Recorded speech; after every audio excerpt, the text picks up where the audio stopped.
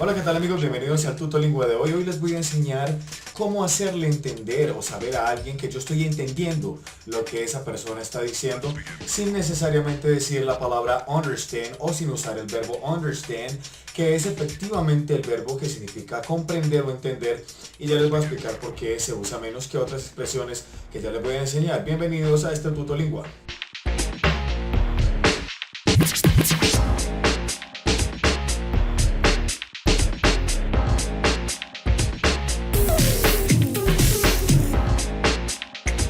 Bueno, resulta que en inglés americano, más que todo, bueno, en realidad en el inglés around the world, en el inglés que se habla alrededor del mundo, es muy normal que se usen otras expresiones en vez de decir I understand, ¿cierto? Por ejemplo, aquí en español tenemos también algunas frases que no necesariamente usamos siempre de la manera formal, ¿cierto? Understand, ¿cierto? Que escribe U-N-D-E-R, ¿cierto?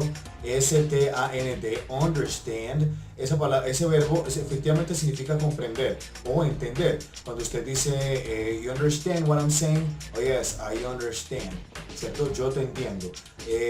O significa yo comprendo, sí. You know what I'm saying? Yes, I understand. ¿Tú sabes lo que estoy diciendo? Sí, te comprendo. ¿Están entendiéndome? Pero esa palabra se usa, digamos que de manera más formal. Uno encuentra que ellos tienen otras expresiones que son mucho más normales en la calle. Por ejemplo, la primera, I get it. I get it. I get it. I get it. I get it. Ellos usan el verbo get, ¿cierto? Como por decir algo en portugués también se usa el verbo pegar, ¿cierto? Que yo pegué, ¿cierto? Yo pegué. I get it. I got it, por ejemplo, también en pasado se usa, que son, digamos, expresiones que son coloquiales, y es cuando uno está hablando con los amigos. Did you get it? Yes, I got it, ¿cierto? Esa es una muy normal, por ejemplo. La otra es I see. La cogí. Esa es una palabra que usamos en español y significa que efectivamente estamos entendiendo lo que la persona está diciendo, ¿cierto?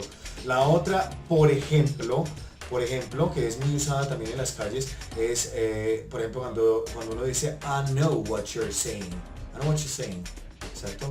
Sí, significa entiendo lo que estás diciendo, yo sé de qué estás hablando, es eso. I know what you're saying, ¿cierto? Esa es otra expresión que también se usa mucho en las calles y que efectivamente puede significar te comprendo o entiendo, pero definitivamente no se va a usar cuando uno está enfrente del jefe, por ejemplo, in front of your boss, for example, y decirle a tu jefe, sí, I know what you're saying. No le vas a decir eso, pero digamos si se lo vas a decir a la gente de tu familia, ¿cierto? Hay otra expresión que sí es mucho más usada, es a la mayoría de las personas que hablamos o que entendemos algo de inglés la usamos, y es alright, ok, alright, alright, alright. Por ejemplo, la expresión sería, y generalmente, por ejemplo, la persona siempre le dice, first we go to the gym, then we go to work, right? Y la persona, entonces uno responde, alright, ¿cierto? Por ejemplo, alright, es eso, esa expresión es bien normal ahí, por ejemplo. Existen muchas otras, como por ejemplo, of course, por ejemplo, I'm Colombian because I was born in Colombia. O sea, la persona dice, of course, ¿cierto? ¿Qué significa? Claro, sí, por supuesto, ¿sabe? Como entendiendo, caramba, sí, claro que sí, si eres colombiano fue porque naciste en Colombia. Eso, por ejemplo, se usa muchísimo también. O cuando estamos hablando de que alguna cosa, por ejemplo, estamos hablando de un asunto importante, por ejemplo, de política, de fútbol, y estamos queriendo que la otra persona entienda nuestro punto porque Donald Trump es mejor que Barack Obama. Entonces uno dice, por ejemplo, ok, fair enough, ¿cierto? Cuando uno está hablando de política, cosas así, uno usa la expresión fair enough.